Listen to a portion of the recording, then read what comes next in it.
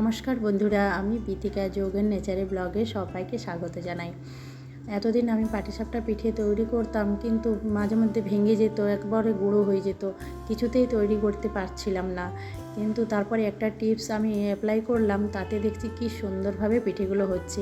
দেখুন, ভয়ে ভয়ে আমি প্রথম ছোট ছোট এরকমভাবে তৈরি করছি, কিন্তু সত্যি সুন্দরভাবে তৈরি হয়ে গেল, আর খুব নরমও হয়েছিল। এদিকে দুধও বসিয়েছি, দাঁড়ান আগে দুধটা বন্ধ করি।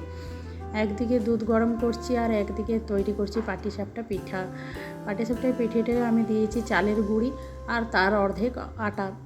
যে পরিমাণ আপনি চালের গুঁড়ো দেবেন সেই পরিমাণ আটা দিতে পারেন, আর 1-2 চামচ সুজিটা তার অর্ধেক, আটাটার অর্ধেক সুজি। এইরকমভাবে আমি পেস্টটা তৈরি করেছি। আমি 1 কাপ দুধ নিয়েছিলাম পেস্টটা তৈরি করতে, তারপরে বাকিটা জলেই দিয়ে দিয়েছি। আপনারা দুধ না দিলে জল দিয়েও হয়ে যাবে। দেখুন কি সুন্দরভাবে পিঠেগুলো তৈরি হয়েছে। যে সিক্রেট টিপসটা আমি অ্যাপ্লাই করেছি, ওইগুলো মাখার পরে আমি আধা ঘন্টার মধ্যে রেস্ট দিয়েছি। যদি রেস্ট না দিয়ে আপনি তৈরি করেন তাহলে কিন্তু পিঠেটা এরকমভাবে গুঁড়োই হয়ে যাবে, আর রেস্ট দেওয়ার পর যদি তৈরি করেন তাহলে খুব সুন্দরভাবে পিঠেগুলো তৈরি হবে।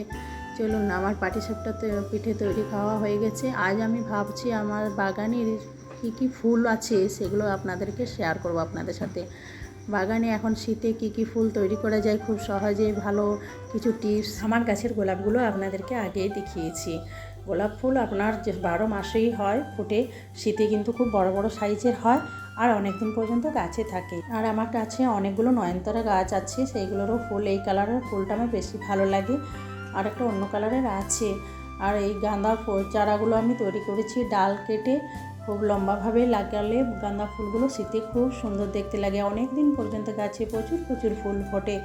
গাছগুলো যদি ডাল থেকে তৈরি করেন তাহলে আপনার সাইজে ছোটও হয়, আর অনেকগুলো শাখা বার হয়, অনেক কুড়ি বার হয়। আর চন্দ্রমল্লিকা ফুল তো আমার বাগানে অনেকবার আপনারা দেখেছেন, 2টো কালারের আছে, এই একটা হলুদ কালারের, কিন্তু এর সাইজগুলো একটু ছোট ছোট। আর যেটা আরও 2টো কালার আছে, এখানের মধ্যে সাদা আর বেগুনি কালারের ফুলটা খুব সুন্দর দেখতে লাগছে, সত্যি দারুণ এগুলো। আর এগুলো সাইজগুলো খুব বড় বড় হচ্ছে। শীতে যদি আপনারা ফুল গাছ করতে চান অবশ্যই চন্দ্রমল্লিকা করবেন, এতে প্রচুর কুড়ি আসে, প্রচুর ফুল ফোটে। এছাড়া জবা গাছ করলেও আপনি শীতে ফুল পাবেন। আমার গাছ দেখুন, আমার শীতকালেও আমার গাছে ফুল ফুটছে, কি সুন্দর কালারটা না, আর কি দারুণ বড় সাইজের ফুলগুলো হয়। এইটার ফুলটা দেখে আমি ডালটা নিয়ে এসেছিলাম, এই ডাল থেকেই চারা তৈরি করেছি, সেরকমভাবে যত্ন নেওয়া। আর এইটাও আমার ডাল থেকেই চারা তৈরি করা জবা একটা গাছ, কিন্তু সাইজে ছোট ছোট, পুরো একদম লাল কালারের জবা ফুল ফুটছে। এই 2টো জবা গাছ আছে আমার কাছে, সবগুলোই আমি বর্ষাতে ডাল থেকে চারা তৈরি করেছি। যোগের নেচার নামে আমার যে গার্ডেনিংয়ের চ্যানেল আছে সেটাতে আপনারা গেলেই দেখতে পাবেন। আর দেখুন, পর্তুলিকার 2টো ফুল কালারের ফুল আছে আমার কাছে। এই একটা টাইপের আছে, এই ফুলগুলো 12 মাসেই ফোটে, রোদ্দুর পেলেই হলো। বর্ষাতে একটু পচে যাওয়ার ভয় থাকে, বর্ষাতে লেগে যাওয়ার, কিন্তু গ্রীষ্মতেও এই ফুল গাছগুলো ডাল থেকে খুব সহজেই হয়ে যায়। আর একটা কালার দেখাবো আপনাদেরকে, অনেকগুলোই কালার আছে কিন্তু 2টো টাইপের। অপরাজিতা ফুলের এই কালারটা আমার কাছে আছে। এটা শীতে আমি ছাদে তুলে দিয়েছি গাছটাকে মাঝে মধ্যে ফুল ফুটছে।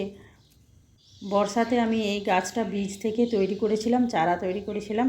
তারপরে দেখুন, পর্তুলিকার আবার এইখানে 2টো কালারের ফুল আছে, একটা ব্রাউন কালার আর একটা গোলাপি কালারের। আপাতত বাগানে আমার এই এতগুলোই ফুল আছে। চলুন, বিকেলে আমি ছেলেকে ড্রয়িংয়ে দিতে যাব, তাই রেডি হয়ে গেছি মা আর ছেলে। আমার গার্ডেনে যেসব ফুলগুলো আছে সেগুলো আপনাদের সাথে শেয়ার করলাম। বন্ধুরা, কেমন লাগলো কমেন্ট করে জানাবেন। যদি কিছু জিজ্ঞাসা থাকে অবশ্যই কমেন্ট করবেন, আমি উত্তর দেওয়ার চেষ্টা করব। এখন বিকেল 4:30 মতো বাজে। দেখুন, ছেলে হাতে ঘড়ি পরেছে, ওর মামা ওকে জন্মদিনে এই গিফটটা দিয়েছে। পাশে জামাইবাবুর এই বাগানটার থেকে আপনাদেরকে একটু দেখাচ্ছি রাস্তায় যেতে যেতে।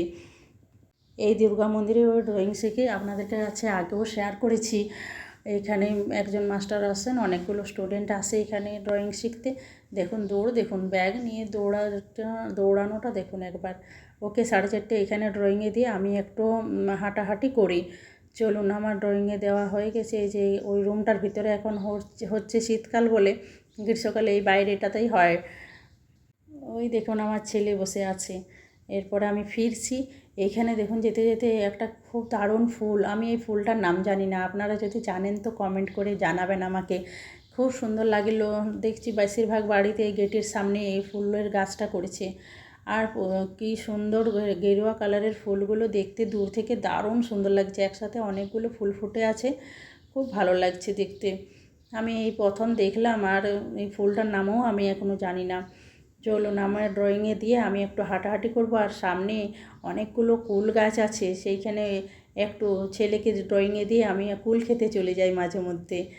এই যে দেখুন আরও অনেকে চলে এসছে, এখন সন্ধান পেয়ে গেছে যে এইখানের কুলগুলো খেতে খুব মিষ্টি। আমি পাশাপাশি অনেক কুল গাছ আছে, কিন্তু সবগুলো কুলগুলো খেতে ভালো লাগে না, মিষ্টি হয় না। কিন্তু এই ঝোপের মধ্যে দেখছি এই কুলগুলো বেশ মিষ্টি। আগের বছর থেকে আমরা বুঝতে পেরেছি, আগের বছরও খেতে এসেছিলাম অনেক দিন।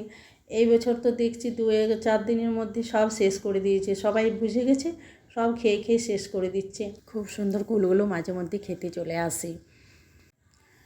কুল খাওয়া, হাঁটা, তারপরে মাঝে মধ্যে ছেলেকে নিয়েও আসি। আবার ছেলেকে ড্রয়িংয়ে দিতে এলে একাই চলে আসি। আমি ড্রয়িংয়ে দিয়ে আসি, আর ওর বাবা স্কুল থেকে এসে পড়ে ওকে নিয়ে আসে। আস্তে আস্তে প্রায় 6টা বেজে যায় ওর ড্রয়িং থেকে ফিরতে। তার আগে আমি ওর জন্য খাবার তৈরি করে রাখি, এসেই ওর খুব খিদে পেয়ে যায়। কোথাও গেলেই বাচ্চাদের খুব খিদে পেয়ে যায়। চলুন এবার বাড়ি ফিরি, না হয় খাবার রেডি করে। দেখুন ছেলেও চলে এসছে, ওর বাবাকে বলেছিল এই খেলনাটা নিয়ে আসতে, সেটা নিয়েই খেলা করছে। বন্ধুরা, ব্লগগুলো ভালো লাগলে লাইক করে একটা সাবস্ক্রাইব করবেন। আজকের ব্লগটা এখানেই কমপ্লিট করলাম। সবাই ভালো থাকুন, সুস্থ থাকুন। দেখা হবে পরের একটি নতুন ব্লগে। আর যোগা অবশ্যই করবেন।